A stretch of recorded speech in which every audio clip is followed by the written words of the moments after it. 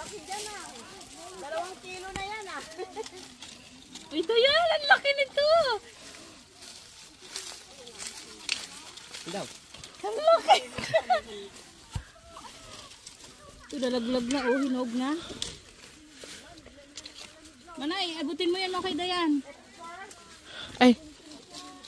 Alin, kumakain ako. Kumakain ka na? Oo. Ate, dyan sa likod mo. Ay, nalaglag.